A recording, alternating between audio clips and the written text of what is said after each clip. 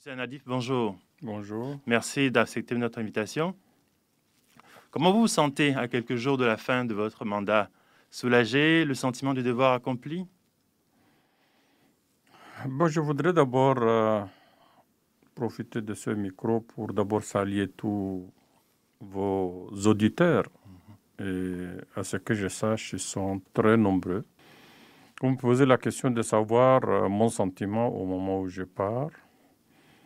Vous savez, j'ai passé 5 ans et bientôt 3 mois au Mali. Je l'ai dit, c'est pour la première fois où je passe plus de 5 ans dans un autre pays que mon pays, le Tchad. C'est pour dire que je pars tout en emportant une partie du Mali avec moi et tout en laissant une autre bonne partie de moi-même attachée au Mali. Mais j'ai appris aussi, de par mon parcours, de par mon expérience, que toute chose a une fin et que j'ai fait un parcours au Mali. On aura l'occasion d'en parler.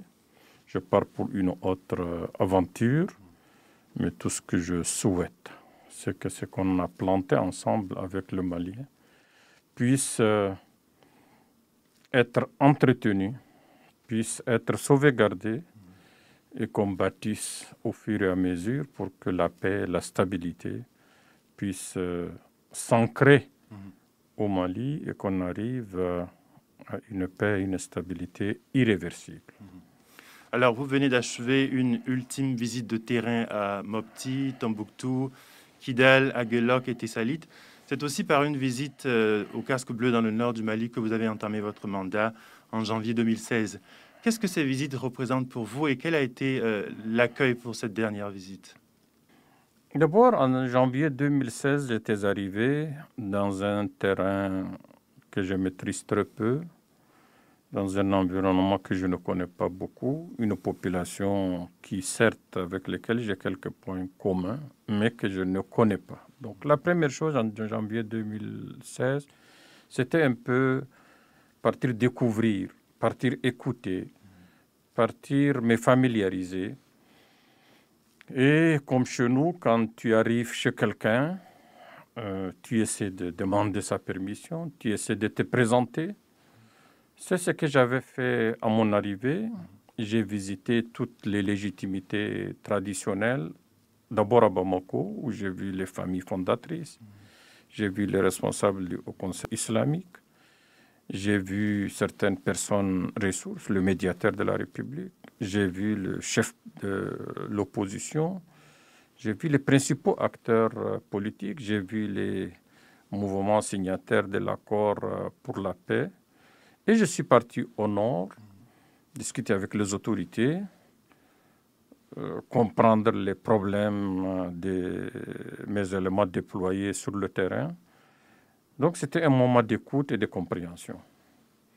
5 ans après, je suis parti pour dire au revoir, mais aussi une mission d'inspection et d'appréciation. Qu'est-ce qui a été fait? Comment et dans quel état d'esprit se trouvent aussi bien les casques bleus, leurs civils, leurs militaires, leurs policiers, mais aussi les populations de ces régions, avec lesquelles quand même on a commencé à se familiariser.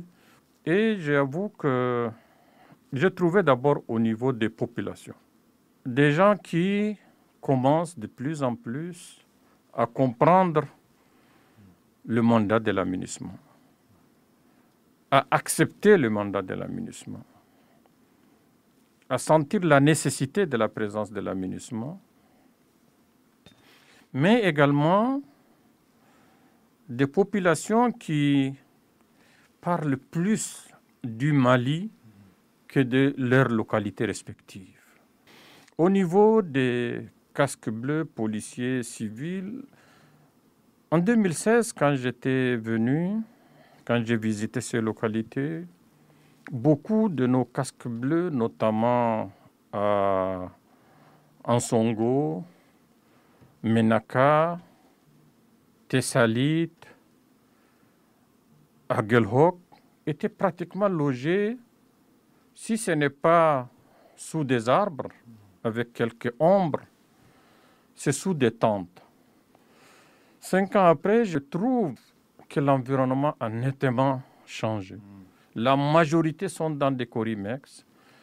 La majorité bénéficie de l'Internet et des autres services pour dire que les conditions de vie, en matière de sécurité, en matière de sûreté, se sont notamment améliorées. Et ça, je l'ai ressenti comme quelque chose de positif, d'extrêmement important. Et je le dois à mes services de soutien à la mission qui, sûrement, malgré les priorités, malgré les diversités, ont pu faire en sorte que la question de la sécurité, de la sûreté de nos contingents soit le plus sauvegardée possible. Et j'ai trouvé des gens avec une certaine détermination, avec un certain courage et qui ont le plaisir d'effectuer leur mission.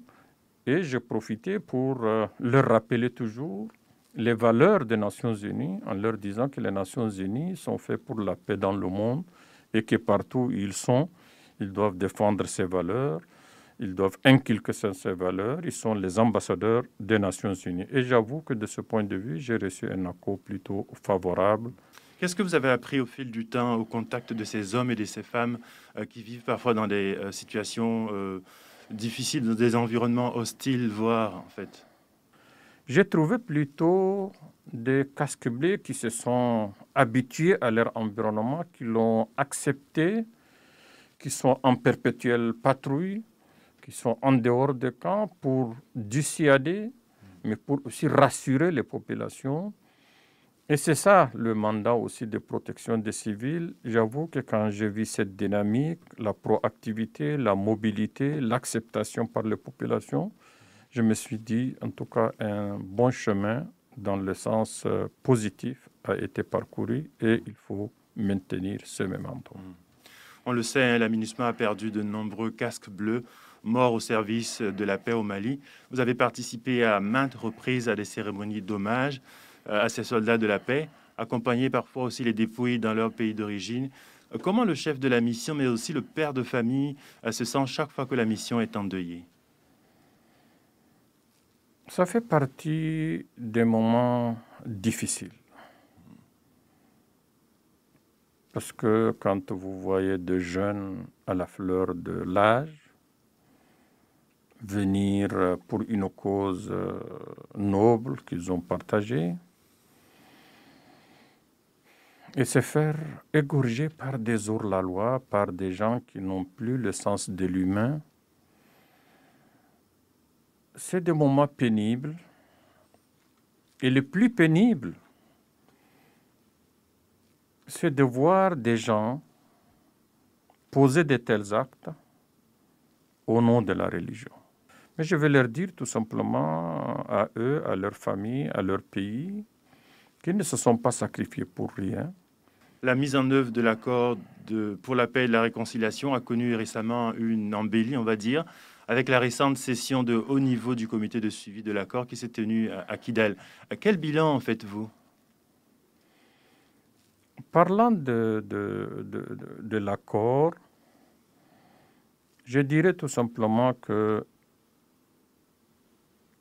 le verre est à moitié plein, à moitié vide. Moi, je prends le côté à moitié plein, en disant que la recherche de la paix, de la stabilité n'est pas un chemin facile, c'est un chemin complexe. La crise malienne est complexe. Elle a des racines très lointaines. Il faut se placer à la place des Maliens pour comprendre la complexité. Mais je l'avais dit, l'accord pour la paix a souffert de 2 péchés originels et j'aimerais le dire pour la première fois de façon officielle. Et je ne pense pas qu'il y ait un autre moment que celui de Mikado FM pour le dire.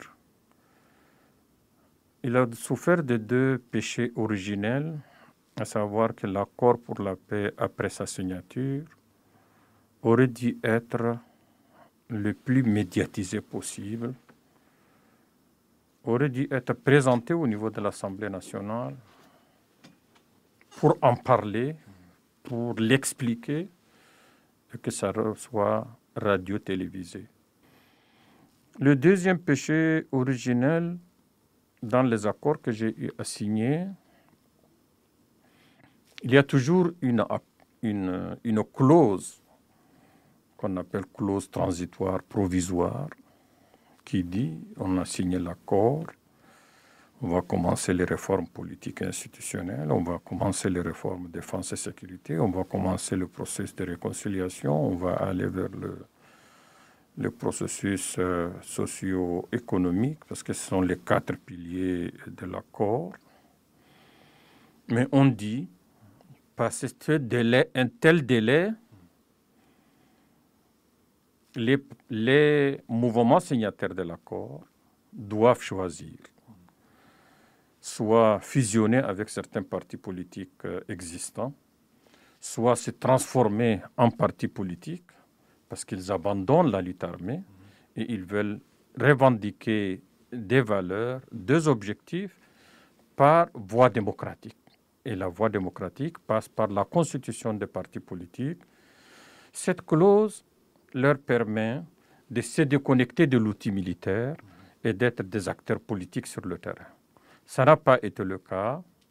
Nous avons été contraints en 2018 de signer le pacte pour la paix pour favoriser, pour les encourager à aller vers le champ politique, pacifique, civil.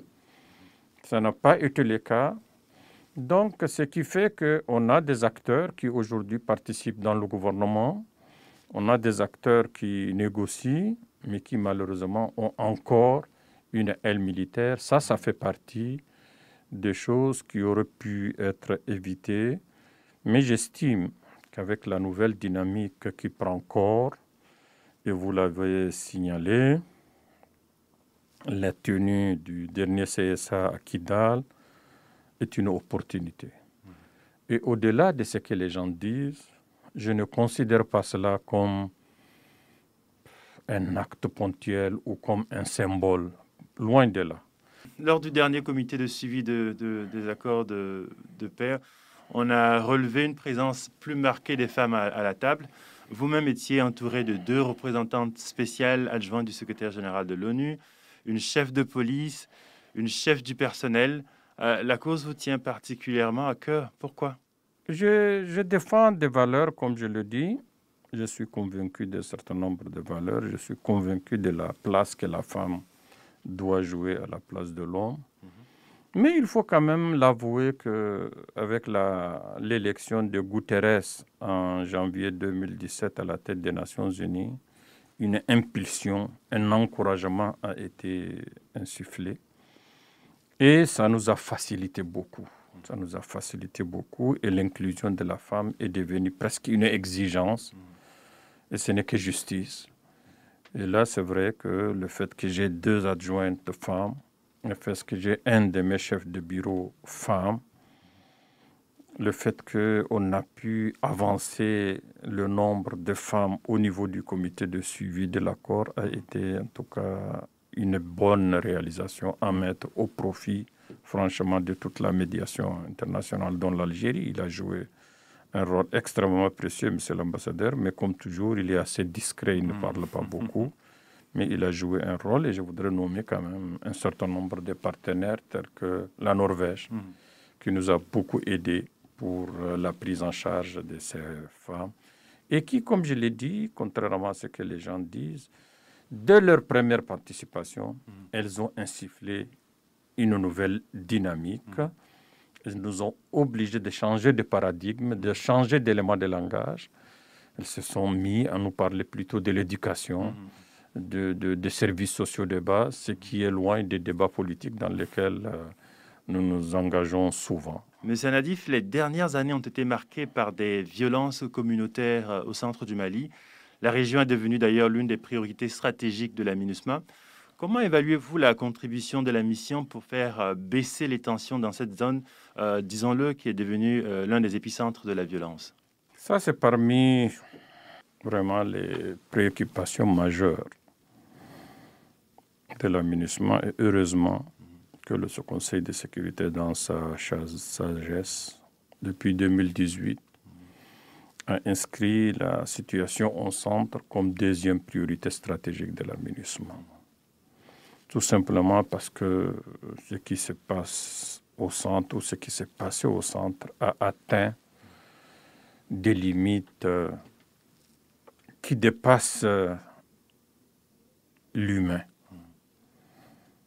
On a vu Ouagassogou, on en a vu Ouagassogou 2, on en a vu d'autres. Il a fallu réellement un sursaut. Il a commencé à prendre corps et c'est en cela que nous avons développé ce que nous avons appelé plan d'adaptation de la mission au centre.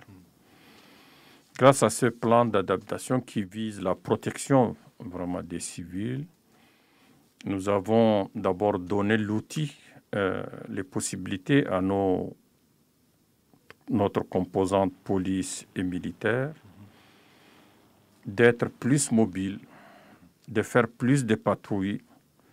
Et comme je l'avais dit tout à l'heure, c'est dans le but d'assurer les populations pour dire qu'il y a des gens avec vous.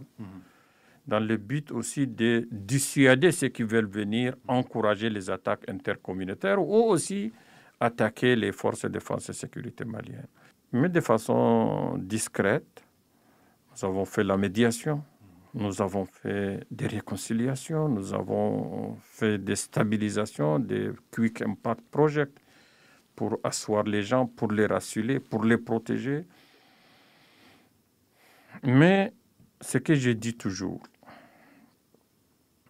la crise au centre n'est pas que intercommunautaire. La crise au centre est la conséquence de ce qui s'est passé au nord en 2012. Vous savez que la descente a atteint jusqu'à Kona, jusqu'à Douenza, et elle a laissé quelque chose.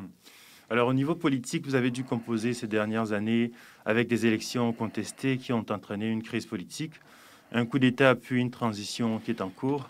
Avez-vous le souvenir d'un moment particulièrement difficile, de temps que vous avez mené des missions de bons offices auprès des acteurs politiques, comme ce fut le cas, je pense, lors des élections présidentielles? Les élections de 2018 ont marqué une étape importante, effectivement, au niveau de nos bons offices auprès des acteurs maliens. Comment faire pour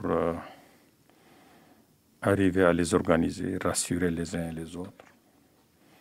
Comment arriver à coordonner le rôle de la médiation internationale, tous les observateurs? Comment gérer la crise post-conflit, où les résultats étaient contestés? Je sais que composer avec la presse est une figure imposée pour un représentant spécial. Comment jugez-vous votre relation avec la presse malienne? De par ma formation, de par mon parcours, j'ai beaucoup de respect pour la presse. Et j'avoue que pendant tout mon parcours, du moins dans mon pays et avant, ils me l'ont très bien rendu.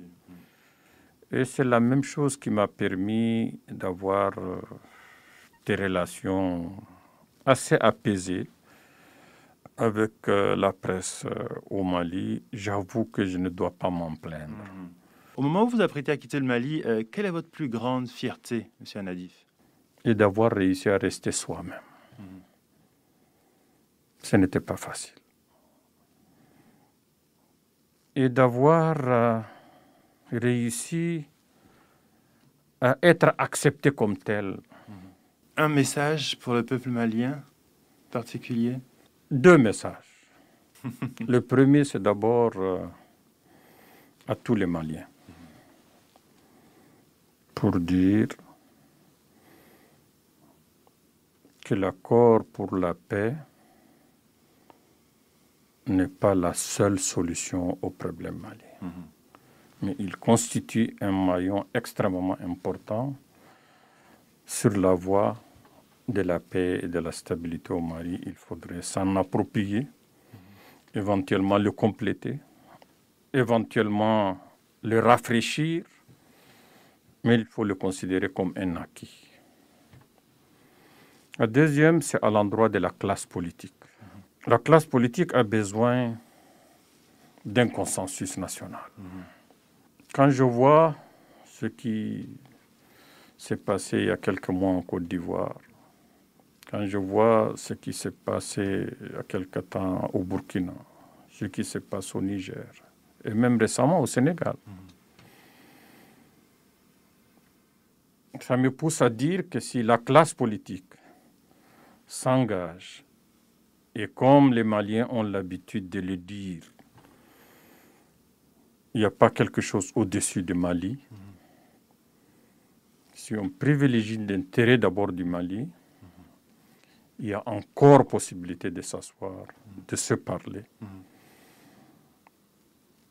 et de dire que cette transition ne peut pas tout résoudre, ne peut pas tout faire, mais elle offre une opportunité où on peut s'entendre sur un minimum pour aller vers quelque chose de consensuel qui va nous faire sortir de la crise. Il est inconcevable qu'un pays comme le Mali, avec toute l'histoire que nous connaissons, avec toutes les potentialités qu'elle recèle, qu'on se soit réduit à tout simplement un cercle vicieux. Élection démocratique, contestation politique, rébellion, coup d'État. Il faut qu'on sorte de ce cercle. Et ça, c'est la classe politique qui détient la clé.